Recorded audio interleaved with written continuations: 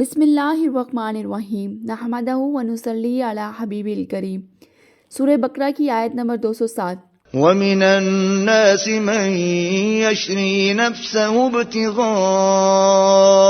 مَرْضَاتِ اللَّهِ وَاللَّهُ رَءُوفٌ بِالْعِبَادِ۔ اور کوئی شخص ایسا ہے کہ اللہ کی خوشنودی حاصل کرنے کے لیے اپنی جان بیچ ڈالتا ہے، اور اللہ بندوں پر بہت مہربان ہے۔ اچھا، اس آیت میں آ رہا ہے کہ لوگوں میں سے بعض ہوئے ہیں جو اللہ کی رضا تلاش کرنے کے لیے اپنی جان تک بیچ دیتے ہیں۔ یہ آیت کا شان نزول کیا ہے کہ حضرت صہیب ابن سنان رومی جو ہیں وہ مکہ معظمہ سے ہجرت کر کے حضور صلی اللہ علیہ وسلم کی خدمت میں مدینہ کی طرف جا رہے تھے۔ تو راستے میں مشرکین قریش کی ایک جماعت جو تھی انہوں نے آپ کا تعاقب کیا، تو آپ جو ہے اپنی سواری سے اترے اور ترکی سے تیر نکالا اور فرمانے لگے کہ اے قریش، تم میں سے کوئی میرے پاس نہیں آ سکتا جب تک کہ میں تیر مارتے مارتے تمام ترکش خالی نہ کر دوں، اور پھر جب تک تلوار میرے ہاتھ میں رہے اس سے ماروں، اس وقت تک تمہاری جماعت کا کھیت ہو جائے گا، اور اگر تم میرا مال چاہتے ہو جو کہ مکہ مکرمہ میں مدفون ہے تو میں تمہیں اس کا پتہ بتا دوں گا، تو تم مجھ سے تعارض نہ کرو۔ یعنی کہ ان کو یہ تھا کہ مجھے حضور پاک صلی اللہ علیہ وسلم کے پاس جانے سے مت روکو، میں تمہیں اپنا جو سارا میرا مال ہے میں دفن کر کے آیا ہوں، میں اس کا تمہیں سب کو پتہ بتا دوں گا۔ یعنی کہ اس ٹائم کے صحابہ کا اثار دیکھیں، ان کی محبت دیکھیں، ان کے اسلام کے لیے قربانیاں دیکھیں کہ نہ وہ اپنی جان کی پرواہ کرتے تھے، نہ وہ اپنے مال کی پرواہ کرتے تھے، وہ اپنا جان مال اللہ کی راہ میں قربان کرنے کے لیے تیار ہوتے تھے۔ تو وہ قریش جو تھے وہ اس بات پہ راضی ہو گئے کہ آپ ہمیں اپنا پتہ بتا دیں اور ہم جو ہے وہ آپ کا راستہ نہیں روکیں گے۔ تو آپ نے اپنے تمام مال کا ان کو پتہ بتا دیا۔ جب آپ حضور صلی اللہ علیہ وسلم کی خدمت میں حاضر ہوئے تو تب یہ آیت نازل ہوئی، اور حضور صلی اللہ علیہ وسلم نے یہ آیت تلاوت فرمائی اور ارشاد فرمایا کہ تمہاری یہ جا فروشی بڑی نافع تجارت ہے، یعنی کہ تم جو کر کے آئے ہو تم نے بڑے نفع کا سودا کیا ہے۔ بظاہر تو ویسے یہ جو ہے ان کے لیے نازل ہوئی تھی یہ آیت، لیکن حقیقت میں یہ سب صحابہ کا حال تھا۔ سب صحابہ جو تھے وہ اپنی جان مال ان کو قربان کرنے سے بالکل بھی وہ گریز نہیں کرتے تھے، ہر وقت تیار رہتے تھے۔ پہلے دیکھیں اللہ تعالیٰ نے اپنے جو متکبر اور مفسد بندے تھے ان کا حق کو تسلیم نہ کرنے والے لوگوں کا ذکر کیا، اور پھر ان لوگوں کا ذکر فرمایا ہے جو اللہ کے نیک بندے ہیں، اللہ کی رضا حاصل کرنے کے لیے اپنی جان تک کی پرواہ نہیں کرتے، اپنے مال کی پرواہ نہیں کرتے۔ اللہ کے راستے میں جہاد کرنے والا ہر مجاہد جو وہ اس میں شامل ہوتا ہے، ان نیک لوگوں میں شامل ہوتا ہے، ٹھیک ہے۔ اس کے بعد آ جاتی ہے سورہ بقرہ کی آیت نمبر 208۔ يا أيها الذين آمنوا ادخلوا في السلم كافة ولا تتبعوا خطوات الشيطان إنه لكم عدو مبين۔ مومنو، اسلام میں پورے داخل ہو جاؤ اور شیطان کے پیچھے نہ چلو، وہ تو تمہارا کھلا دشمن ہے۔ اس آیت کا شان نزول یہ ہے کہ اہل کتاب میں سے عبداللہ بن سلام اور ان کے کچھ اصحاب جو تھے وہ جب اس حضور صلی اللہ علیہ وسلم پر ایمان لے آئے تو اس کے بعد بھی وہ کیا کرتے تھے، کچھ چیزیں وہ جو ہے توریت کی فالو کرتے تھے اور کچھ جو ہے وہ اسلام کی فالو کر رہے تھے۔ تو اس ٹائم یہ آیت نازل ہوئی کہ اگر تم اسلام میں داخل ہو گئے ہو تو پھر پورے کے پورے اسلام میں داخل ہو جاؤ، کیونکہ جو پچھلے احکامات ہیں وہ منسوخ ہو چکے ہیں۔ کچھ باتیں اسلام کی ماننا اور بعض باتوں کو چھوڑ دینا یہ ایمان والوں کا کام نہیں ہے، بلکہ یہ اہل کتاب کی خصلت ہے۔ اب اس آیت میں کا مطلب یہ بھی ہے کہ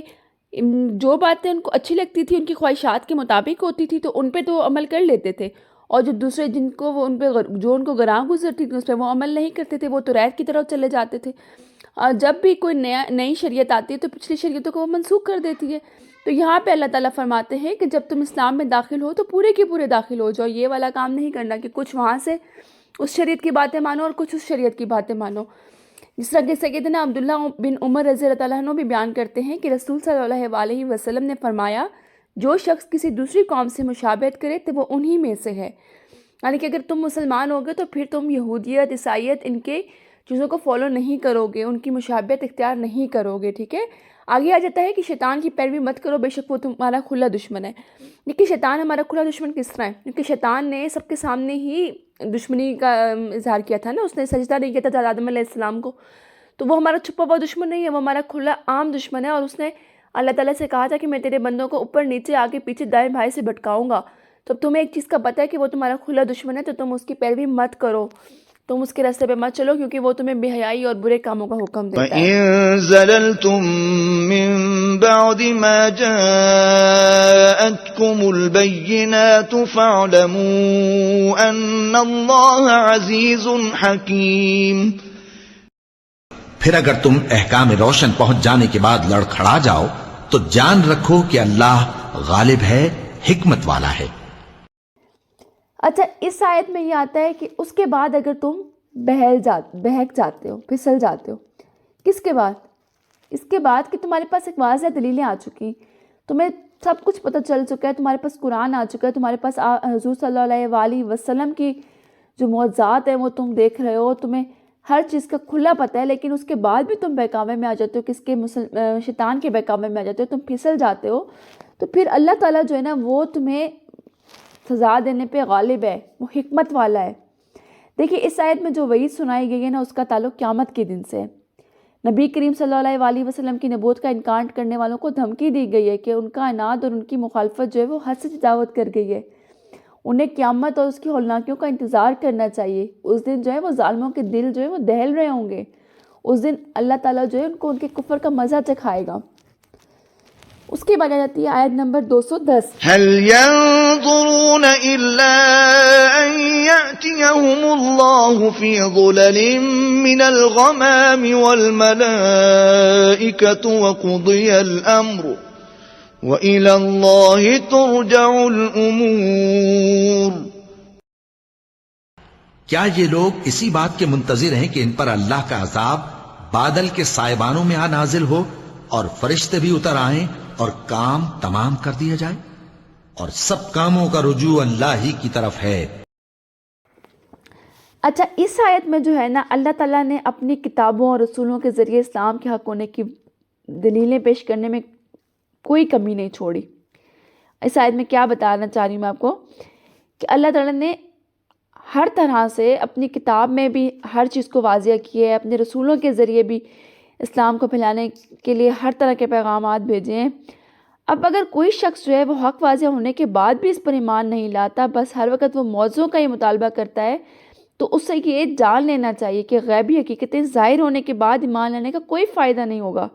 کیونکہ پھر تو ایمان لائے بغیر کوئی چارہ ہی نہیں ہوگا کہ جب آپ کو موت کا فرشتہ نظر آ جائے اور آپ اس ٹائم توبہ کریں تو آپ کی کیا توبہ قبول ہوگی؟ نہیں، اس ٹائم تو آپ کو پتہ ہے کہ بھئی اس کے علاوہ کوئی چارہ نہیں ہے۔